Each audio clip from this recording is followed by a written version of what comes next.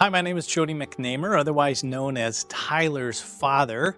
I wanted to speak with you for just a moment about something that I found quite interesting and didn't know about it until my son wrote his book, Population One: Autism, Adversity, and the Will to Succeed.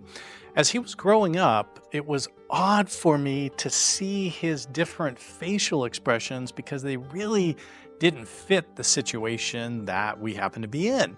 So maybe we would be laughing at a movie and he would scowl, or maybe we were in a situation that, the family was going through some real adversity or some real challenges and he was happy. And it was very difficult to interpret all of his different facial expressions.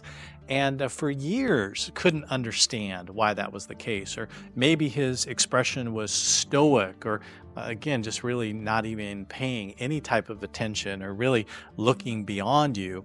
So facial expressions were really a challenging thing for Tyler in having appropriate facial expressions. The other thing that I thought was fascinating growing up is that he would spend time in front of the mirror. And I thought, well, boy, that's kind of interesting as well. Maybe there's vanity there. I didn't know. And what was interesting was that Tyler was simply trying to see how his face worked. And it wasn't until he was able to actually get control over his face and his face muscles, then he needed to connect that with the appropriate social situation, or the way expression typically would be shown or expressed. And this was a huge challenge for him. Ultimately ended up taking him years to find appropriate social expression. And he still is challenged with that even today. So what can we do as parents? Well, number one, let's just recognize it for what it actually is. So if your child is maybe smirking about something, it's most likely not because they actually are smirking. Maybe it was that something that you had said.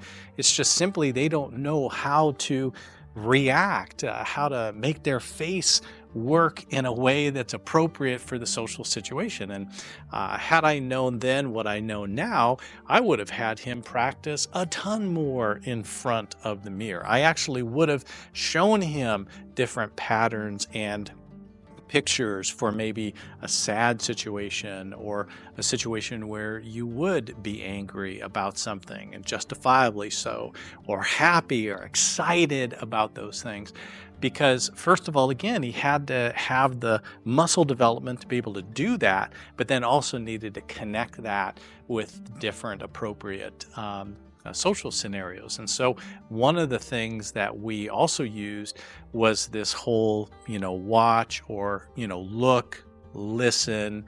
And we used those pictures of, look and listen as guides, so that Tyler could look at other people's facial expressions that were possibly in a room, and then he could start mimicking those facial expressions, because that was one of the links then that helped people to be able to relate to him socially, because he actually had expressions that were similar. Now, he may not have understood what that was, and that came later on in his development. So facial expressions were a huge thing, and especially as a dad, you look at it and, maybe you say something, maybe something that was, important for him to listen to, and he would just kind of smirk at you, or he would get angry, and a lot of that was just, again, out of frustration, or I was misinterpreting the facial expressions, and ultimately then things would escalate because I would get frustrated. And all of that was just simply because I didn't understand that he didn't have that ability. So take a look at that, see if that applies with your child.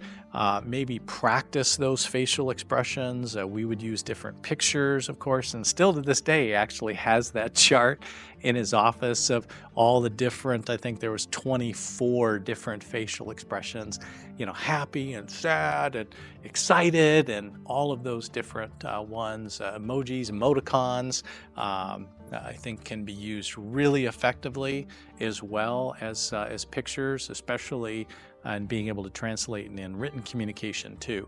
So hopefully that helped as a parent's providing a parent's perspective on that, and just be noticing the different facial features that your child has, how they're expressing themselves, how you could pattern that. Another real great takeaway too was that Tyler would rewind video, he would play it, then rewind it again and play it and rewind it again and play it. And actually it was because he was taking a look at the facial features and the interaction that people had with one another, and he was just learning, he was mimicking those things. So that also could explain why your child looks at scenes over and over again. It really is trying to have them understand the world around them, and that's one of the keys. So again, hopefully you found some value in this, and we'll continue to bring a parent's perspective.